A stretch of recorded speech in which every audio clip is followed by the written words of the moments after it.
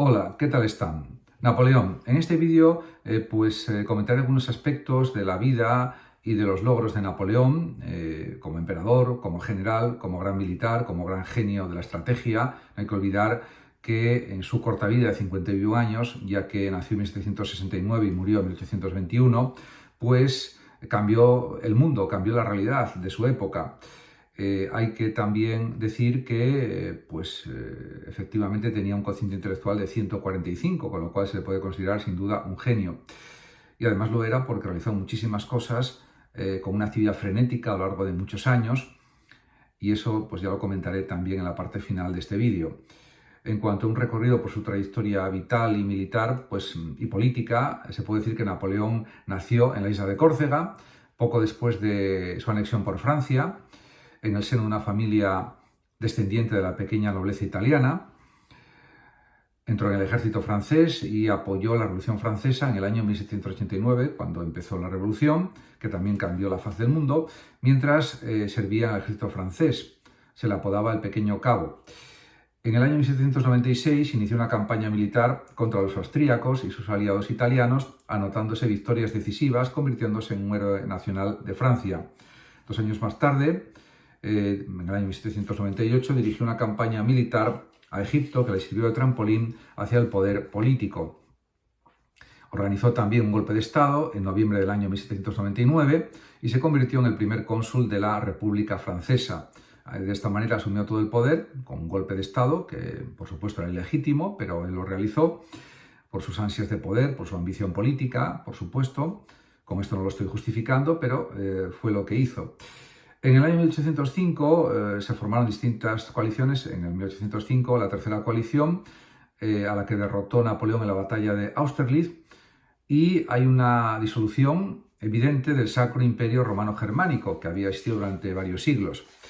Por otra parte, también en el año 1808 invadió la península ibérica y declaró rey de España a su hermano José. De todas maneras, los españoles y los portugueses se sublevaron en la denominada Guerra Peninsular, que culminó en la derrota de los mariscales de Napoleón. Fue el inicio de las derrotas de Napoleón. También hay que decir una cosa que no he comentado todavía, es que en el año 1804 él se coronó como emperador en Notre Dame, en la Catedral de Notre Dame, en un acto, diríamos, magnífico, que está expuesto en lienzos, en cuadros, etcétera, sobre todo uno especial, y que, bueno, en un acto de soberbia, de arrogancia, él mismo se colocó la corona de emperador, aunque estaba presente el Papa. Realmente, donde comenzó la problemática militar y donde comenzaron más a fondo las derrotas de Napoleón fue con la invasión de Rusia en el verano de 1812. Él mismo reconoció en sus memorias, cuando las estaba escribiendo, que ese había sido su gran problema, su gran fallo como estratega, y que a partir de ahí se derrumbó todo el imperio napoleónico, porque una catastrófica retirada de la gran armada de Napoleón, con muchos muertos, etc. Él había invadido Rusia con una fuerza de 600.000 soldados, pero al final pues murieron muchísimos y sufrió una derrota en toda regla, también por las condiciones del duro invierno ruso, etc., aunque él comenzó, diríamos, la invasión en el verano. También es verdad que tuvo luego otra serie de batallas. La coalición invadió Francia y Países Bajos también, y también París, y obligó a Napoleón a abdicar en abril de 1814. Ahí fue ya la derrota prácticamente definitiva de Napoleón, pero Napoleón escapó de la prisión en febrero de 1815 y tomó el control de Francia, donde estaba, encerrado. Y al tomar el control del poder en Francia, la séptima coalición derrotó a Napoleón en la batalla de Waterloo en junio de 1815, donde ya perdió todo el poder, y los británicos lo exiliaron a la remota isla de Santa Elena, donde murió en el año 1821 a la edad de 51 años. Ciertamente, pues hay que decir que, según parece, cuando se analizaron los cabellos de Napoleón, se vio que tenían bastante arsénico. Hay dudas sobre si fue envenenado progresivamente o no, o murió de muerte natural. En cualquier caso, fue una vida corta, pero realmente intensísima, la que tuvo Napoleón. Nadie discute que fue un gran estratega, Y, por supuesto, hay un legado de Napoleón. Él está enterrado en Los Inválidos, en una tumba majestuosa, realmente magnífica. Y hay que decir también que Napoleón tuvo un gran impacto en el mundo moderno. Llevó a cabo reformas liberales en las tierras que conquistó, puso en práctica también numerosas políticas liberales en Francia y Europa Occidental, y quizás su logro más importante, aparte de conquistar toda Europa, fue el Código Civil francés, o el denominado Código Napoleónico, en honor a su intervención y a su creación por parte del propio Napoleón. Es uno de los más conocidos códigos civiles del mundo. Fue aprobado en el año 1804 y se encuentra todavía en vigor, aunque con numerosas e importantes reformas. Por supuesto, él inspiró el Código Napoleónico y bueno, hizo que se desarrollara y que se aplicara. Y en ese sentido hay que decir también que Napoleón, podemos decir que reorganizó la administración del Estado y el sistema judicial también. Diríamos que además del Código Napoleónico, la actividad frenética de Napoleón dio lugar a otros 6 códigos que él impulsó y que garantizaban los derechos y libertades conquistados durante el periodo revolucionario. Eso era muy importante, así como también la igualdad ante la ley y la libertad de culto religioso. Eso sí, había algunas lagunas en estos códigos napoleónicos de leyes. Por ejemplo, este Código Civil, por ejemplo, la inferioridad de la mujer se mantenía en el Código Napoleónico, algo absolutamente injusto, por ejemplo. En cuanto a su actividad como general, como estratega, como militar, como político, se han escrito miles y miles de libros sobre eso, y no se pone en duda que era un genio militar de primer nivel. Durante su vida escribió 33.000 cartas o las dictó, en una actividad realmente frenética. Podemos pensar que en su periodo de más esplendor fueron unos 15 años aproximadamente, pues 33.000 cartas contadas una por una se conservan. Por lo tanto, también hay que decir que a veces tuvo periodos de su vida en que dormía 2 horas nada más para hacer más cantidad de cosas, estaba pendiente absolutamente de todo.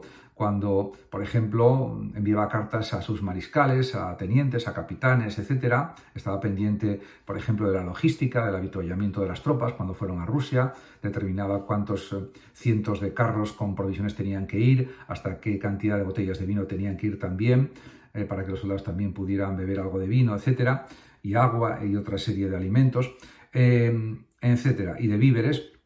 Estaba pendiente absolutamente de todo. Y a través de esa actividad frenética, pues lo organizaba prácticamente casi todo. En ese sentido, pues hay que reconocer que fue una personalidad excepcional, pues un gran genio de la organización, podríamos decir, y también se interesaba, por supuesto, por la filosofía, por las ciencias, por el arte, por la cultura. De hecho, pues tuvo conversaciones con distintos intelectuales franceses como Laplace, por ejemplo, y otros muchos, y realmente pues era un aficionado también a leer libros, a la cultura, al arte, etc. Todo le interesaba, tenía una curiosidad insaciable también. Y también es verdad que se le ha acusado de ser tirano. Efectivamente, pues en parte lo fue, porque cogió el poder de forma, diríamos, ilegítima, ilegal, con un golpe de Estado. Fue emperador pues una serie de años, fue primer cónsul de la República Francesa anteriormente, etc. Y es verdad que hizo una campaña de conquista de toda Europa, que realmente pues era un abuso de poder respecto a los distintos estados que ya estaban formados y consolidados. Eso no hay quien lo ponga en duda. Él tenía una ambición extrema por ser el dominador del mundo, y durante unos ciertos años pues realmente podemos decir que lo consiguió, sin duda. En cualquier caso, el legado de Napoleón, sobre todo en cuanto a los códigos legales, el Código Civil francés o napoleónico, como ya he explicado, y luego es el continuador de los logros de la Revolución Francesa en ciertos sentidos, en cuanto a la igualdad ante la ley, sobre todo, etc. Eso pues también hay que tenerlo en consideración. De todas formas, también hay que reconocer que, por ejemplo, su legado permanece en la Iglesia de los Inválidos, donde también está el Museo del Ejército, donde hay pues una cantidad considerable de vestimentas de los militares de Napoleón, sombreros napoleónicos, fusiles que ellos usaban, sables, etc. Todo eso está en el Museo de la Guerra. Y por supuesto la tumba de Napoleón es de obligada visita cuando se va a París, porque es realmente extraordinaria. Él la hizo a propósito de esa manera, para que todo el mundo se inclinara cuando lo fuera a ver, como un gesto de respeto y de obediencia, o por lo menos de admiración a su legado. En ese sentido, pues es verdad también que con sus guerras, con sus batallas, sus muchas batallas, provocó pues cientos de miles o millones de muertos en toda Europa, y eso también hay que decirlo, pero desde una perspectiva puramente, digamos, militar, o puramente entendiéndolo como gran general, como gran estratega, hay que reconocer que tenía una gran habilidad para dirigir las batallas, etc. Incluso en la batalla de Waterloo, pues perdió al final por una serie de coincidencias que incluso la podría haber ganado.